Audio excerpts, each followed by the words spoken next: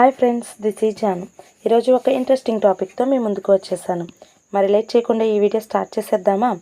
T20 ఫైనల్స్లో ఒక్కసారి ఓడని captain Rohit Sharma T20 కెప్టెన్గా ఫైనల్కు చేరిన ప్రతిసారి విజయం సాధించారు.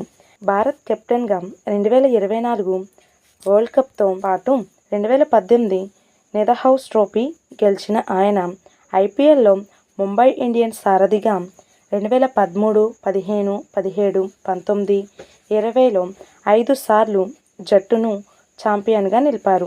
2013 champion league T20 world cup ఫైనల్లోనూ గెలుపొందారు. దీంతో T20లో ఆయనకొక లెజెండరీ కెప్టెన్ అని క్రికెట్ ఫ్యాన్స్ కొనియాడుతున్నారు. T20 వరల్డ్ కప్ ఫైనల్లో విజయం తర్వాత రోహిత్ శర్మ సోషల్ మీడియాలో తొలి పోస్ట్ చేశారు. తాను పడుకున్న బెడ్ పక్కనే ట్రోఫీ ఉన్న ఫోటోను ఇన్స్టాలో షేర్ చేస్తూ గుడ్ మార్నింగ్ అని చెప్పారు. ప్రస్తుతం భారత్ జట్టును బార్బడోస్లో ఉన్న సంగతి తెలిసిందే. 17 ఏళ్ల తర్వాత హిట్మ్యాన్ భారత్కు రెండో T20 వరల్డ్ కప్ను అందించారు.